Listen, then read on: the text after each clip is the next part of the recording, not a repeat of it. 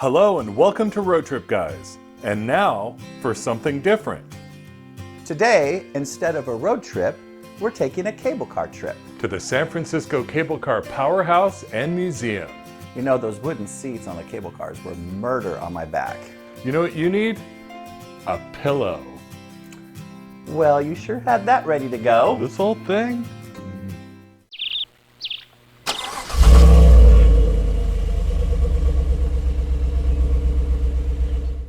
If you're a history or technology nerd, Or you've just wondered how San Francisco's cable cars work, have we got the place for you. Located at the corner of Mason and Washington Streets, you'll find the San Francisco Cable Car Powerhouse, Museum, and Car Barn. Powering the world's last manually operated cable car system, and filled with an array of displays, artifacts, and history, this is the place to explore the inner workings of San Francisco's famous cable cars. When the first line opened in 1873, most transportation was by locomotive or horse. But neither of these work on San Francisco's steep hills. A cable railway was the only practical solution. Originally powered by steam, today electric motors pull the cable. And just inside the entrance to the Cable Car Museum, you can see the actual cable running under the street. So by the early 20th century, everything's going swimmingly in San Francisco. That is, until the morning of April 18, 1906, when an earthquake and ensuing fire, well, you know the story. After the earthquake, most of the city's 23 lines were replaced with the newly perfected, faster, and cheaper electric streetcars. Cable cars were relegated to a few lines on the steepest of hills, which electric streetcars still couldn't tackle. In 1947, the city proposed closing the last two municipally owned lines and replacing them with much cheaper buses. But tourists generally don't visit a city to see the buses. San Francisco Tourist Information Line. Yes, I was wondering, could you give me some information on San Francisco's world-famous buses? Huh? Back to our story.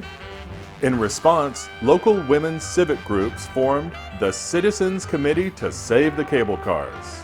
They raised quite a stink. A stink? Well, I never. Okay, maybe not a stink. A mild ruckus? I can live with that. In the end, they forced a citywide vote, which passed by a landslide. The cable cars were saved.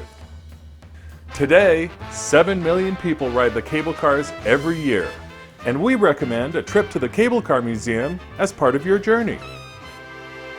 And if you're looking for a unique gift to take back home, don't miss the gift shop.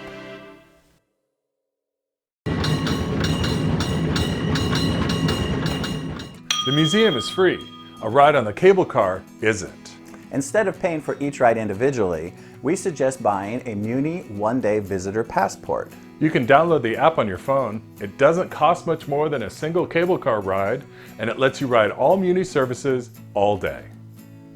We've driven our rig on California's twisty Coast Highway. And through LA freeway traffic, but we would never dream of taking our rig or any decent-sized RV through downtown San Francisco.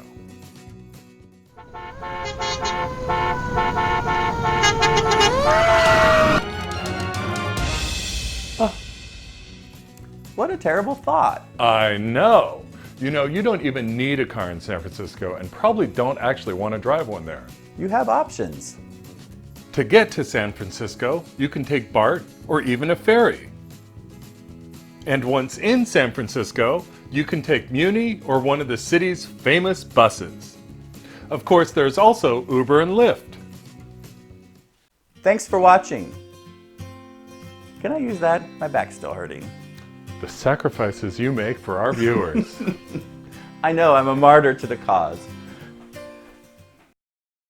Newton, go find subscribers. Good boy.